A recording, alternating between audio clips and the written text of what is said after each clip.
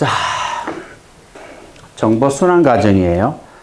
일단 그림부터 먼저 정리하는 게 먼저예요. 정보 순환은 크게 네 가지가 있습니다. 네 가지가 있는데 요수가 생산한 배 이렇게 해서 네 가지를 기억하시면 돼요. 요수가 생산한 배. 자, 그런데 주의할 게 하나 있죠. 정보인데요. 얘만 뭐예요? 첩보예요. 이거 정보 수집이라 하면 틀린다 이 말이에요. 정보 수집하는 건 없어요. 요게 또 여러분 주의하셔야 되고요. 내용은 조금 이따 설명할 거니까 일단 분류만 할 거예요. 자, 그 다음에 정보 요구 단계, 여기 1단계예요. 정보 요구 단계 안에 작은 순환 과정이 있어요. 소순환 과정이 이겁니다.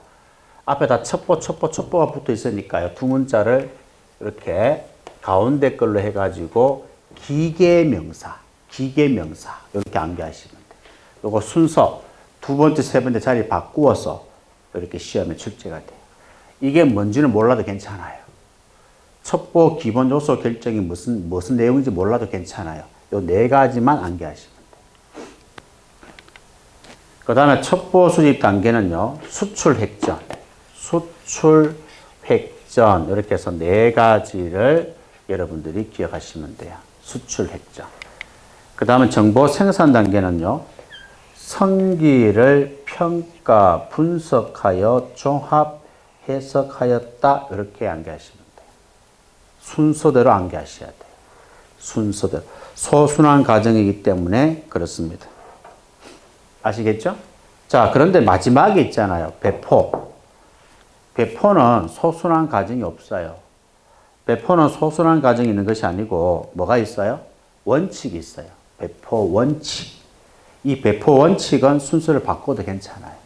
그 원칙이 바로 밑에 두 문자가 있는데요. 적당성의 원칙, 적시성의 원칙, 보안성의 원칙, 개소성의 원칙, 필요성의 원칙. 이 5가지가 있는 겁니다.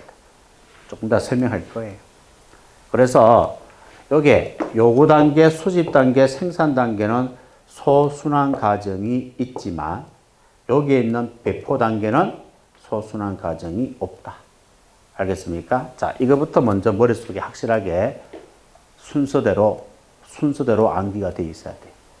자, 그러면 지금부터는 1단계 개념 먼저 정리하고 또 추가 설명을 하겠습니다. 여러분 교재 388페이지를 볼까요?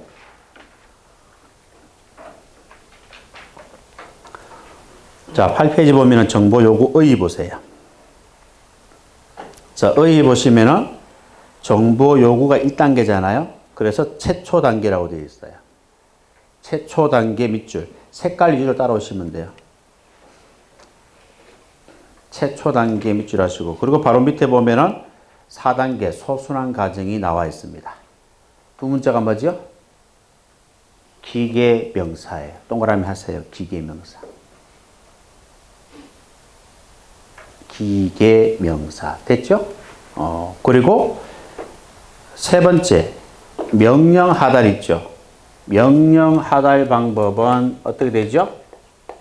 예, 구두 또는 서면 또는 구두로 가능하다 하는 것을 알아두시면 됩니다. 알겠죠? 요것만 기억하시면 더 이상 필요 없어요. 1단계는 요것만 기억하시면 돼요. 간단하죠? 그 다음에 밑에 내용은 좀 이따 설명하고 2단계로 넘어갑니다. 자, 2단계 보시면 390페이지 2단계 2번에 의의 봅니다. 제일 끝에 가장 중요하고 가장 어려운 단계입니다. 밑줄 하세요. 이 첩보 수집이 가장 중요합니다. 그리고 가장 어렵습니다. 자, 수집한 자료를 가지고 뭘 하기는 쉽지만 없는 것을 만드는 거잖아요. 그죠? 수집을 하는 거니까 어려운 거죠. 저도 뭐 박사 논문 쓸 때 자료 수집이 어려웠어요. 해외 자료, 국내 자료 수집이 어려웠어요. 범죄자 유전자 정보 은행과 관련된 논문인데 이게 이제 우리나라 전 최초 논문이에요. 그 논문이 통과되고 그와 관련된 법령이 만들어지고 그 제도가 지금 이제 시행이 되고 있어요. 그렇기 때문에 그건 굉장히 좀 외국에서는 이미 오래전부터 하고 있는 제도인데 우리는 계속 검찰과 시민단체 또 경찰과 검찰이 서로 그걸 설치하려고 싸우고 또 시민단체는 인권 침해다 해가지고 또 싸우고 이렇게 해가지고 계속 십몇 년 동안 싸움만 하고 있었던 거예요. 거기에 대해서 관심을 가지고 논문을 썼어요. 그와 관련된 해외 논문, 국내 논문, 자료 이거 수집하는 게 굉장히 어렵습니다. 그게 몇 개월 걸리는 거예요. 자료만 수집이 잘 되면 그 다음부터는 뭐예요? 그 자료를 근거로 해서 내 생각을 넣고 풀어나가면 되는 거예요. 그 다음 설문조사도 하고, 그죠? 대학 교수들은 어떻게 생각하는지, 또 판검사들은 어떻게 생각하는지, 또 일반 시민들은 어떻게 생각하는지, 그런 또 설문조사 또 근거를 가지고 내 주장을 이제 펼쳐나가는 거예요. 굉장히 어려웠죠. 결과적으로 이 단계가 가장 중요하면서도 가장 어려운 단계가 되는 거예요. 당연한 겁니다. 자, 그리고 소순환 과정은 동그라미 해보세요. 뭐죠? 수출, 획전, 동그라미 하시면 됩니다. 그 다음 나머지 내용을 조금 더 설명하고요. 3단계로 갑니다. 창문 열어놓으니까 확실히 다르네요. 좀 약간 좀 가슴이 덜 답답해요. 가슴이. 아까 1교시, 2교시는 막 가슴이 너무 답답해가지고 오늘 오전 수업하고 가야 되나 말아야 되나 막 이렇게 생각하고 있었는데 딱 넣으니까 확실히 이 가슴이 좀 덜 답답하네. 진짜 그럴걸. 다음에 오면은 무조건 문 열어놓으세요. 아시겠죠? 여러분들 조금 약간 시원하다는 느낌 안 들어요? 좀 들죠? 그거 잘해야 돼. 그래서 안경이 중요한 거야, 안경이. 알겠죠? 3단계 하봐, 3단계. 이제 5호까지 버티겠다. 확실히 호흡이 다르네. 호흡이 다르네. 아까 전에 막 답답하고 막 이래가지고, 너무 힘들었는데. 그 다음 392페이지, 제일 밑에 3번에 3단계 보시면은요, 뭐라고 되어 있어요? 첩보를 정보로 산출하는 과정이에요. 3단계가 이거예요. 보세요. 그게 무슨 말이냐 하면 이런 말이에요. 지금 여기 첩보가 있잖아요. 첩보가 있고 정보가 있잖아요. 첩보를 수집한 거잖아요. 정보를 수집한 게 아니고 첩보를 수집했잖아요. 수집한 첩보를 뭐예요? 정보로 산출하는 과정이 생산 단계다 이 말이에요. 이 말이 무슨 말이냐 하면은 이렇게 생각하시면 돼요. 첩보는 재료라고 생각하시면 돼요. 재료 자체는 먹을 수 없어요. 그걸 공장에서 가공해서 먹을 수 있도록 만든 것을 정보라고 합니다. 그러면 첩보 자체는 별로 사용할 게 없어요. 사용 못 해요. 근데 그 다음에 이걸 생산을 통해서, 산출을 통해서 정보로 바뀌었잖아요. 이 정보는 우리가 사용할 수 있는 내용이에요. 이렇게 생각하시면 돼요. 그래서 첩보를 정보로 산출하는 과정을 생산 단계다. 먹을 수 없는 재료에 불과했지만 이걸 가공해서 먹을 수 있도록 만든 거, 그게 정보라는 거예요.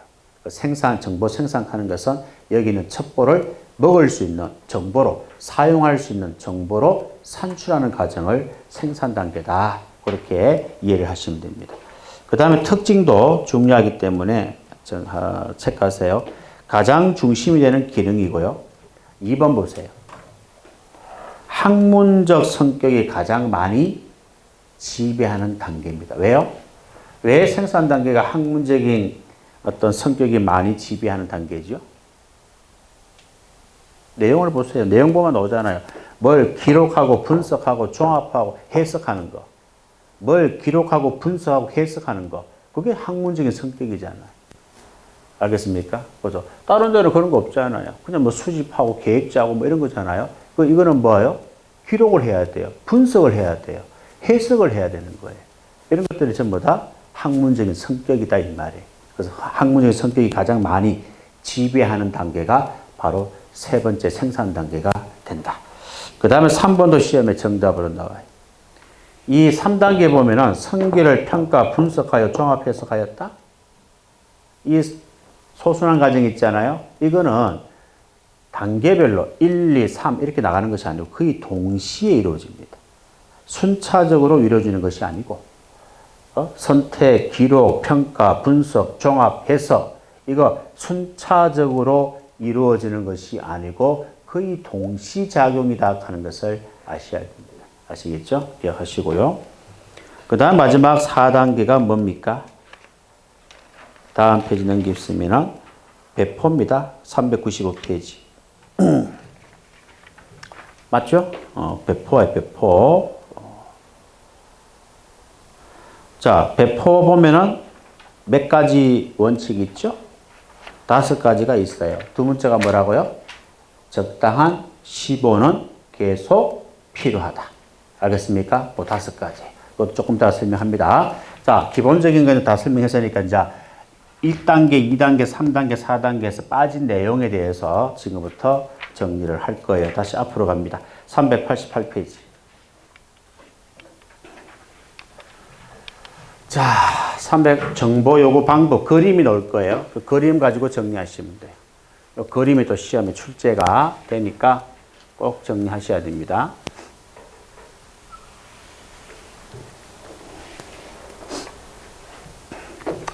자, 정보 요구 방법은요.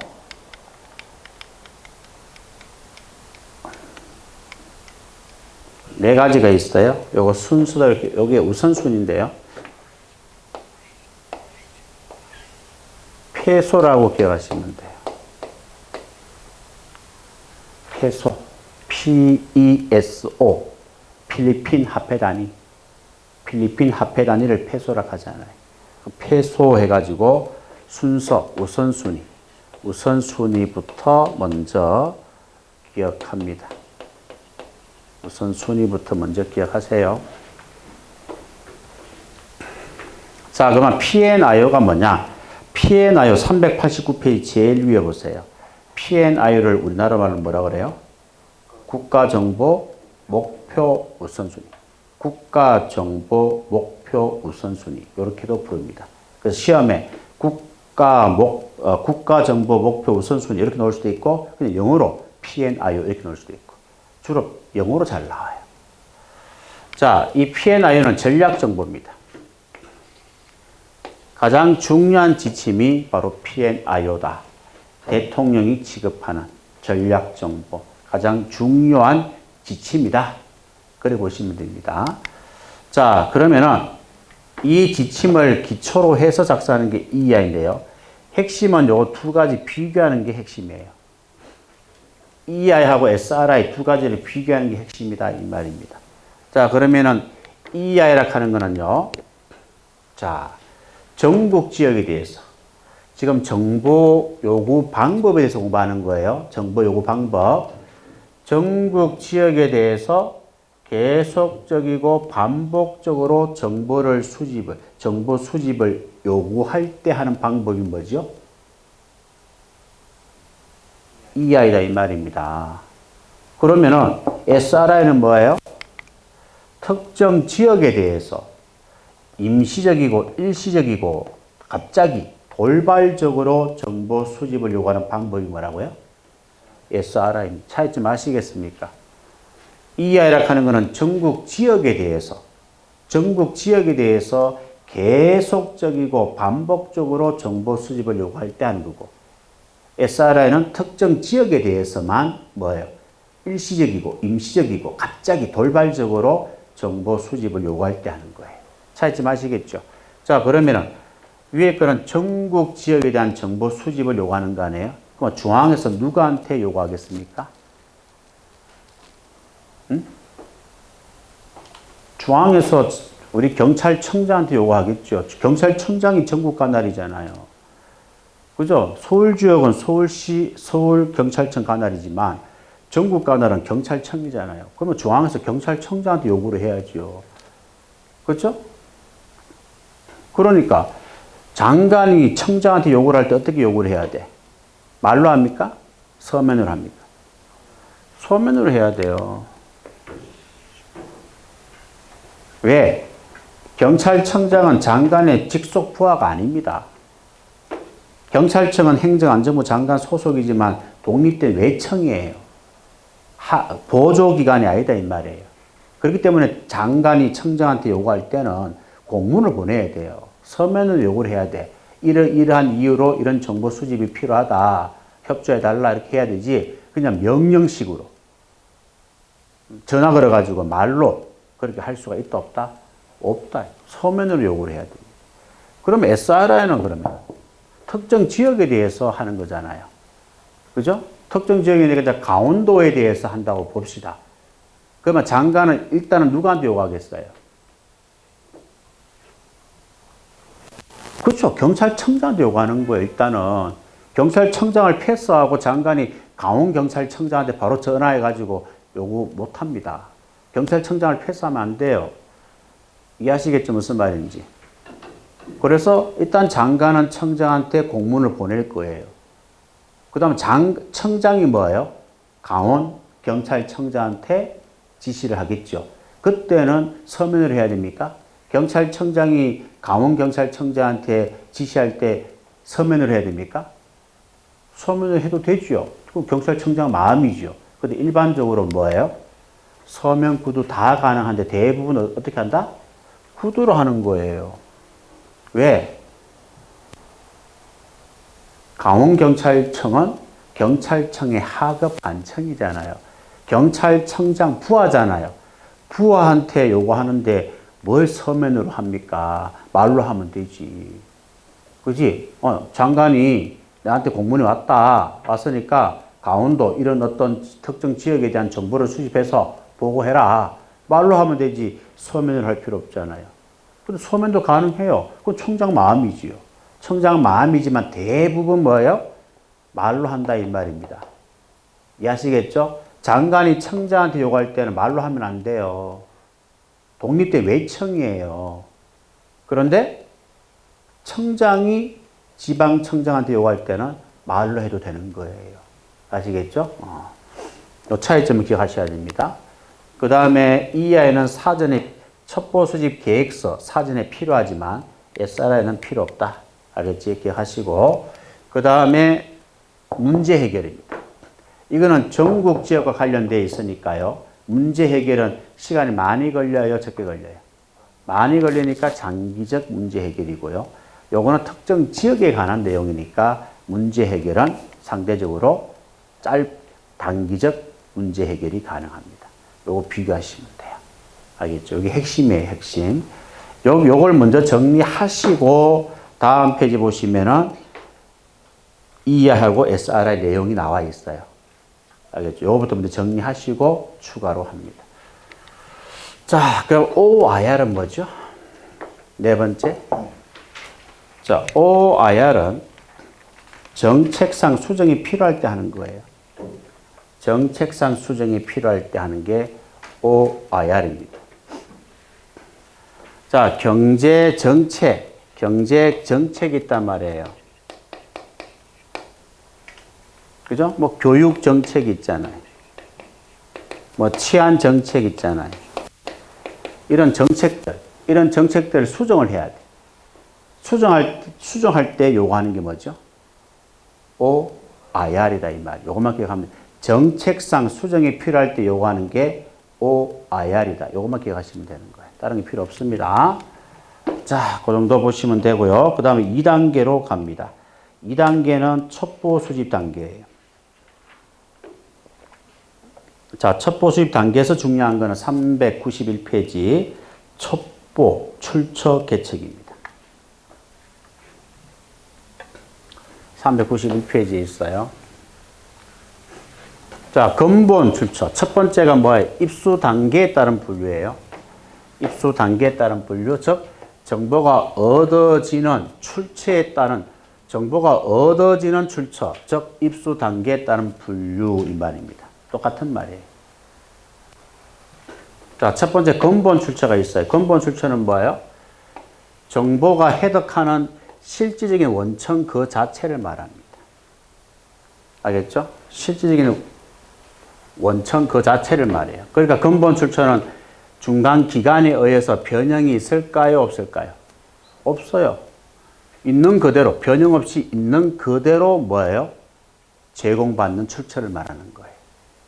알겠습니까? 중간에 변형이 없어요. 근본 출처는. 원천 그 자체를 말하기 때문에. 변형이 없다 이 말입니다. 근데 부차적 출처는 뭐예요? 근본 출처에서 해석을 했잖아, 정보를. 해석했고 작성 기간에 전달할 거 아닙니까? 전달하면서 중간에 변형이 돼야 안 돼요. 변형이 되는 거예요. 변형되어서 전달되는 것을 바로 부차적 출처입니다. 그 차이점은 얘는 근본 출처는 변형이 없고 부차적 출처는 변형된다 하는 것을 알아둡니다. 변형되어서 전달이 되는 거예요. 아시겠죠? 그거 기억하시고요. 그 다음에 정보가 해석되는 시기에 따른 분류예요. 주기성에 따른 분류라고도 하는데 요거는 정기 출처가 있고 우연 출처가 있어요. 정기 출처는 뭡니까? 말 그대로 정기적으로 정보를 해석할 수 있는 출처를 말합니다. 뭐 이런 거 정기 간행물 같은 거, 방송, 신문 이런 것들을 통해서 정보를 수집하는 거예요. 근데 우연 출처는 뭐죠? 말 그대로 우연히 정보를 뭐예요? 정보가 제공되는 출처를 말하는 거예요. 우연히. 알겠죠?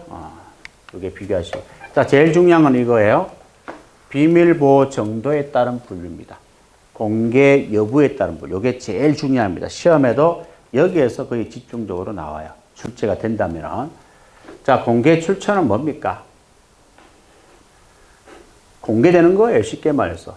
그러니까 합법적으로 이용이 가능해.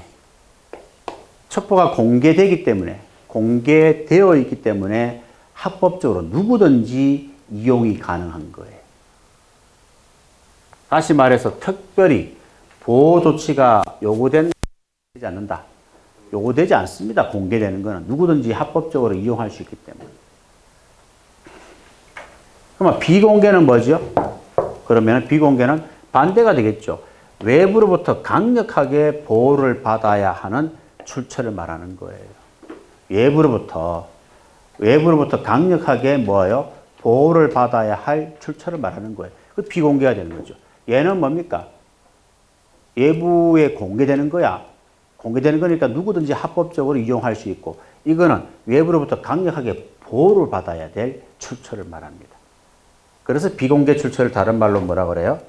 비밀 출처다라고 합니다. 자, 그 다음에요.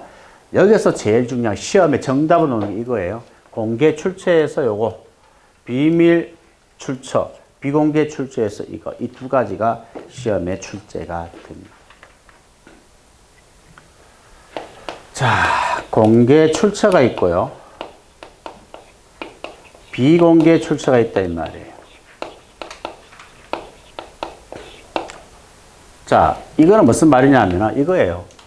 공개 출처라고 해서 비공개 출처보다 가치가 떨어진다 하면 맞아 틀려요? 아닙니다. 공개 출처라고 해서 비밀 출처보다 가치가 떨어지는 것은 아니다 하는 것을 알아두셔야 돼요. 그 다음에 반대로 비공개 출처는 반드시 공개 출처에 비해서 신뢰성이 높거나 낮다. 낮은 것은 아니다 하는 것도 알아두셔야 됩니다. 아시겠어요? 자, 다시. 공개 출처는 비공개 출처보다 가치가 떨어진다 하면 안 돼요. 비공개 출처는 공개 출처보다 신뢰도가 높다 하면 안 됩니다. 반드시 높다 하면 안 되는 거예요. 알겠죠? 그걸 여러분들이 기억하시라 이 말이에요. 공개라고 해서 가치가 떨어지는 거 아닙니다. 비공개라고 해서 신뢰도가 높아지는 거 아니다 이 말이에요. 아시겠죠? 이걸 잘 기억하세요. 이게 시험 정답 이게 나와요.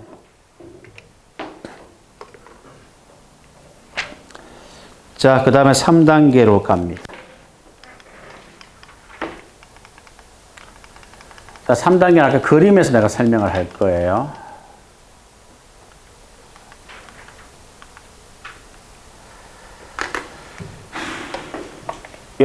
여러분들 책 보면 돼요. 그림 볼 필요는 없어요.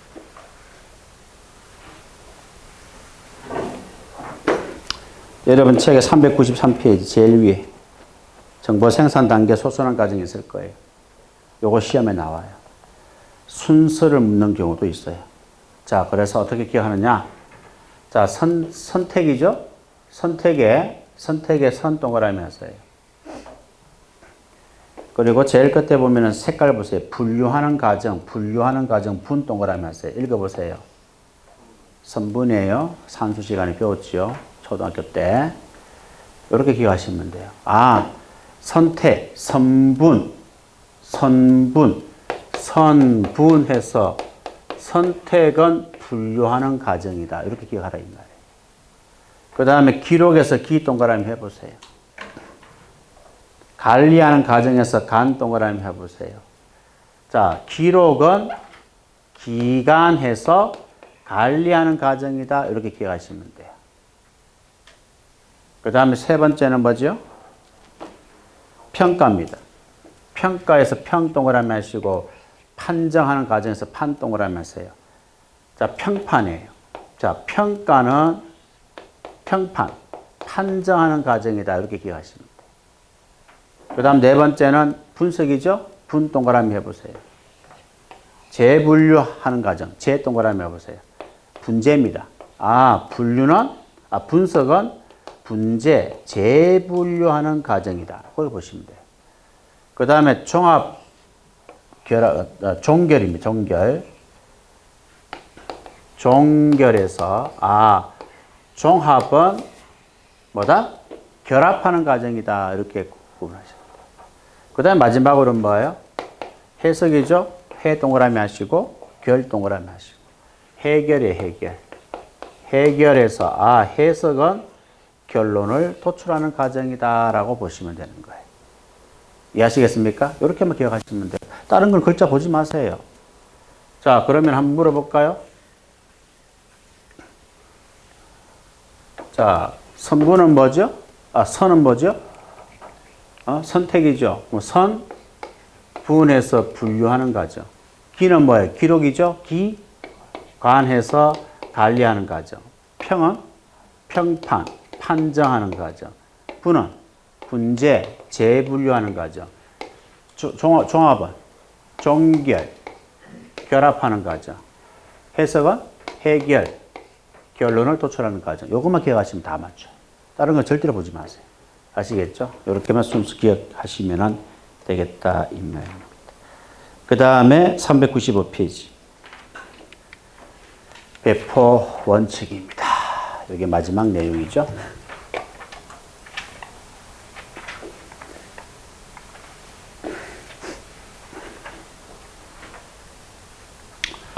자, 배포 원칙은 몇 가지가 있다고 그랬어요? 5가지. 두 문제가 뭡니까? 적당한 시보는 계속 필요하다. 적당한 시보는 계속 필요하다. 기억하세요. 적당한 시보는 계속 필요하다. 적당한 시보는 계속 필요하다. 여러분도 시보기간 있잖아요. 1년 있잖아요. 1년. 자, 첫 번째 필요성의 원칙입니다. 여러분 책하고 순서가 다르죠? 여러분 책대로 할게요. 계속성의 원칙이에요. 자, 새로운 정보가 작성이 되면은 계속해서 배포하라 하는 게 계속성의 원칙이에요. 됐습니까? 그거 하나 기억하시고. 두 번째는 뭐죠? 보안성의 원칙이에요. 보안성의 원칙은 뭡니까? 비밀 등급을 만들어요. 비밀 등급을 만들어서 비밀을 취급할 수 있는 인가자에게만 배포하라. 즉, 배포 수단을 결정하는 기준이 뭐다? 보안성의 원칙이다. 그걸 기억하시면 됩니다. 자, 그 다음에 세 번째는요. 적시성의 원칙이에요. 적시성의 원칙은 뭡니까? 시기에, 내가 필요로 하는 시기에 배포되어야 가치가 있다. 그래서 배포 시기를 결정하는 기준이 적시성이 됩니다. 그 다음 필요성은 뭐죠? 알아야 할 필요가 있는 대상자, 배포 대상입니다. 알아야 할 필요가 있는 대상자에게만 배포하라 이 말입니다. 아무나 배포하지 말고 꼭 알아야 될 사람, 그 사람에게만 배포하라. 배포 대상을 결정하는 기준이 필요성입니다. 자, 그리고 마지막으로 적당성의 원칙이에요. 자, 정보를 배포할 때는 적당한 양을 조절해서 배포하라 이 말이에요. 불필요하게 많은 것을 배포하지 말고 꼭 필요한 것만 적당한 양을 조절해서 만다 배포하라. 그게 적당성의 원칙. 배포 양을 결정하는 기준이 적당성의 원칙이 되겠다 이 말에 아시겠죠? 끝까지 기억을 하도록 합니다. 자, 그 다음에 397페이지 한번 볼까요?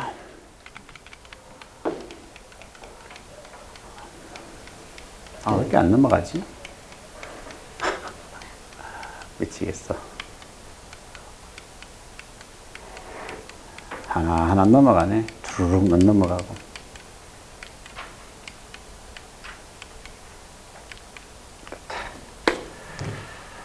자, 이것도 우리 순경시험에 나온 적이 있어요. 간단하게 몇 개는 정리하고 있어야 돼요. 배포 방법입니다.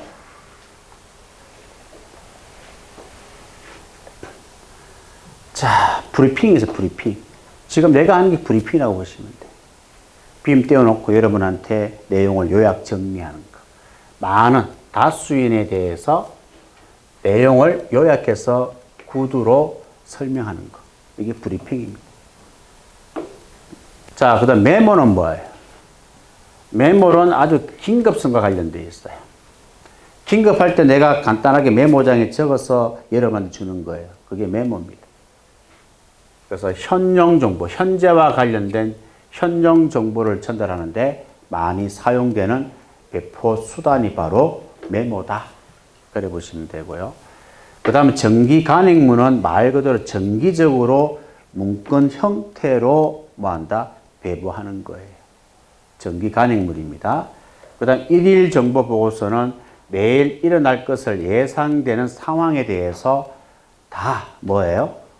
모아서 보고하는 것을 바로 일일 정보 보고서입니다. 그 다음에 도표와 사진이니까 뭐예요? 훨씬 더 내용을 쉽게 이해할 수 있도록 하는 거죠. 빔 같은 거 떼어놓고, 그림을 떼어놓고, 그래프를 떼어놓고, 그죠? 이런 것들을 여러분한테 보여주면서 설명을 하잖아요. 그러니까 훨씬 더 이해하기 편하잖아요. 그 다음 문자 메시지는 뭡니까? 여러분 문자 뭐 하루에 뭐 몇십 통 보내잖아요. 물리적 접촉이 용이하지 않을 때, 만나기가 힘들 때, 그때 문자로 뭐예요? 보내잖아요. 그죠? 그게 휴대폰 문자 메시지입니다. 나머지는 참고로 보시면 되겠습니다. 그 정도는 보세요. 자, 나머지는 쭉 넘어갑니다. 넘어가시고. 그 다음에 402페이지 봅니다. 402페이지. 프라이버시가 나와요. 자, 프라이버시가 나오는데, 프라이버시가 뭐죠? 뭐 학자들마다 프라이버시를 뭐 다양하게 정의를 하고 있습니다. 우리도 요새는 뭐 프라이버시 침해, 프라이버시를 굉장히 중요시합니다. 맞죠, 그죠? 그래서 뭐 주말에 뭐 남의 집에 그냥 뭐 갑자기 막 방문하고 이러면 안 돼요. 옛날 같으면은 갑자기 방문해도 굉장히 반갑고 뭐 그런 거 있지만 요새는 불시에 남의 집에 가는 거는 싫어합니다. 미리 연락을 해서 약속을 하고 그 시간에 찾아와서 밥을 먹고 커피를 마시고 놀다 가야 되지 불시에 막 들이닥치는 거는 별로 안 좋아해요. 알겠죠? 왜냐하면 내가 나가야 되는데 왔다. 참 곤란하잖아요. 지금 나가야 되니까 돌아가라.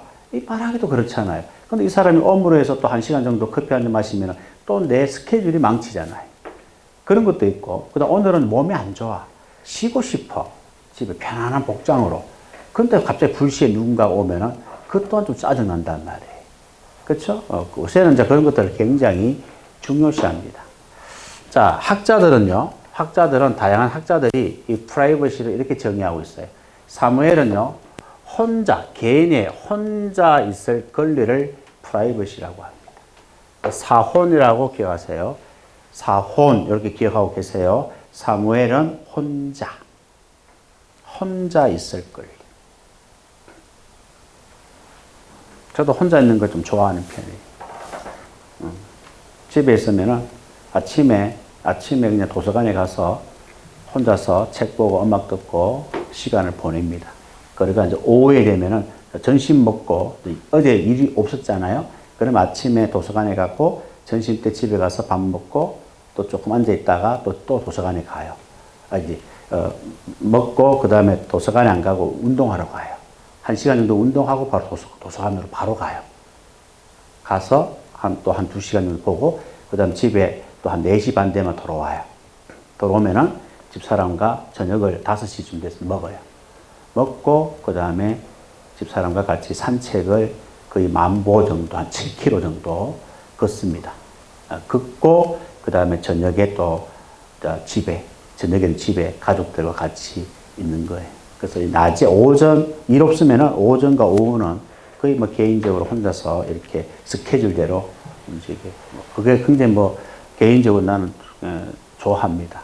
여러 사람들과 같이 모여가 이야기하는 것도 좋긴 좋은데 그거는 별로 제 성격상 잘 안 맞고 조용하게 지내는 걸 굉장히 좋아해요. 그것도 프라이버시라고 볼 수 있죠. 자, 알레는 뭐라 그래요? 알레는 스스로 결정할 수 있는 권리. 그래서 알레는 스스로 결정할 수 있는 권리. 알스라고 기억해요. 알스가 뭐예요? 술 못 먹는 사람은 쓰레기다 이 말이죠. 아닌가요? 맞죠? 술 못 먹으면 쓰레기래요. 술 못 먹는 사람 손 한번 들어보세요. 다 먹어요? 그럼 나만 쓰레기예요? 말이 안 되지. 술 먹는 사람이 쓰레기예요. 안 그래? 맞잖아. 술 먹는 사람 보면 적당히 먹으면 좋은데 막 많이 먹어가지고 더럽고 막 으악하고 막 도로에 막 뱉어놓고 말이야. 아침에 출근하면 다 보이고. 그 술 먹는 사람이 쓰레기지 술 안 먹는 나 같은 사람이 쓰레기라고 하면 안 되죠. 그죠? 환경을 보호하는 사람인데. 그지? 그래서 이거 잘못했어. 이거 알스를 바꿔야 돼. 의미를. 술, 알코올, 쓰레기. 그래서 알코올을 잘하는 사람들. 그 사람을 알스라고 해야 되는데 학생들한테 물어보니까 갑자기 알스 하니까 웃더라고. 왜 웃지 하니까 술 못 먹는 사람 쓰레기래. 그거 처음 알았어요. 학생들을 통해서 알았어요. 우리는 잘 몰라요. 이런 쓰질 않으니까. 이제는 잘 알죠. 일단 알스 이렇게 기억하시면 돼요. 그 다음에 에드워드는 뭐예요? 인격 침해. 이걸 뭐라 그래요? 프라이버시다 이 말이에요. 그래서 예인 이렇게 기억하시면 돼요. 루스 가비스는 뭐예요? 루비. 비밀, 익명, 고도. 그래서 루비 해서 비밀 이 말이 나오면은 루슨 가비슨이 됩니다. 그래서 이걸 학자들이 프라이버시를 이렇게 설명을 하고 있잖아요. 이 문장 자체를 가지고 장난 안 쳐요. 이 문장을 내놓고 어떤 사람이 주장한 것인지를 연결하라 하는 문제예요. 그렇기 때문에 이건 여러분들이 그냥 연결만 하시면 돼요. 키워드만 기억하면 돼요.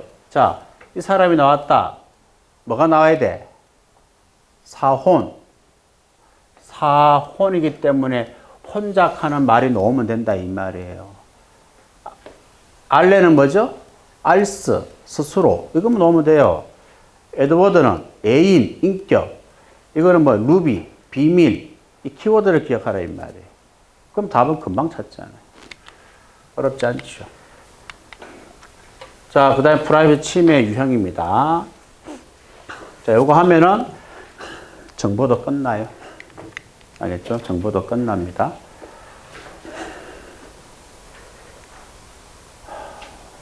자, 프라이빗 침해 유형 4가지가 있는데 4가지가 뭐죠?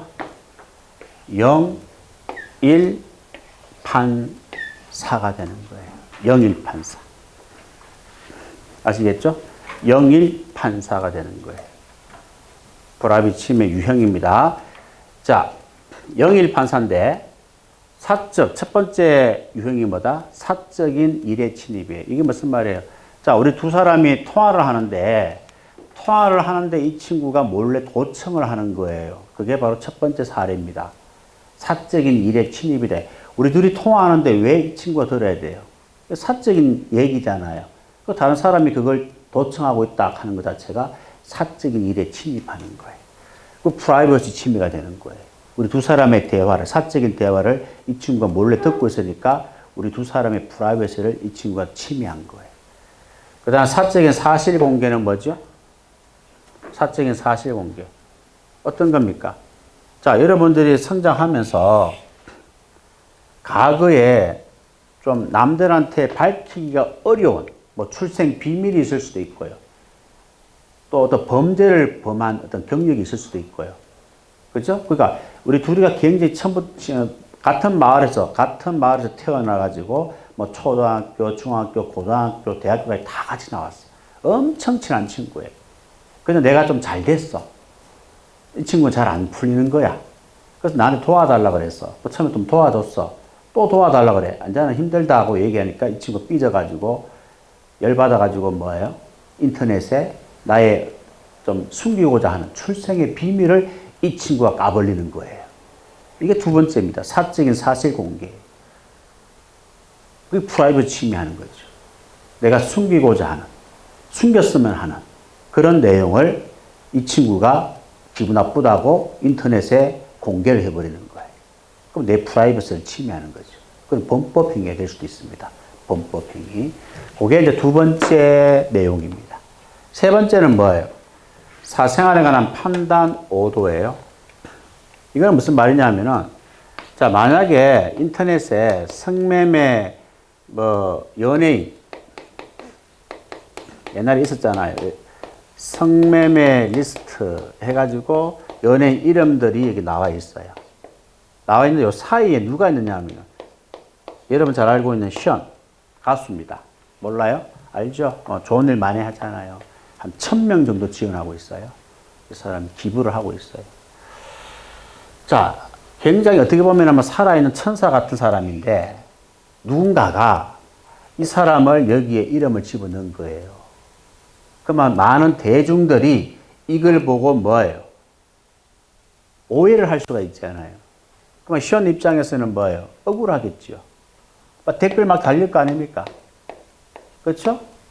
이런 형태를 우리가 사생활에 관한 판단 오도록 하는데, 이게 무슨 말이냐 하면은 내용 본질을 왜곡시키는 거예요. 아닌데, 전혀 관계없는 사람인데 본질을 왜곡시켜서 대중들의 판단을 거듭되게, 이 사람에 대해서 대중들이 오해하도록 의도적으로 이렇게 하는 거예요. 그게 바로 사생활에 관한 판단 오도가 됩니다. 그러니까 우리 아무것도 모르는 국민 입장에서는 뭐예요? 이 리스트에 이 사람이 있는 것 자체가 뭐예요? 오해를 할 수밖에 없는 거죠. 그럼 이 친구 입장에서는 굉장히 상처를 받을 거 아니에요. 자기는 그런 적도 없는데 많은 국민들이 지금 나에 대해서 오해를 하고 있잖아요. 그 다음에 마지막으로 사적인 일의 영리적 이용입니다. 이게 연예인들 많이 또 이용해 먹잖아요. 이 식당이 있는데 연예인들이 뭐 거의 온 적도 없어요. 근데 마치 막 많이 온 것처럼 사인 같은 걸 막 창문에 붙여놓고 장사하는 사람들이 들 있잖아요. 또 사진도 이렇게 합성해가지고 마치 이 연예인하고 굉장히 친한 것처럼, 그죠? 식당에 또 이렇게, 저분 아시냐고.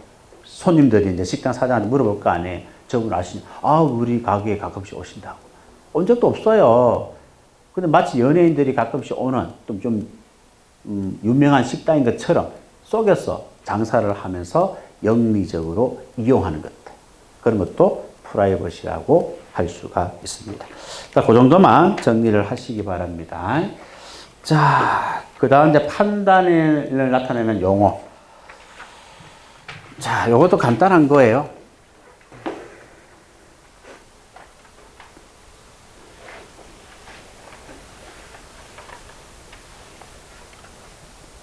자, 판단을 나타내는 용어는요, 두 문자가 있습니다. 뭐죠?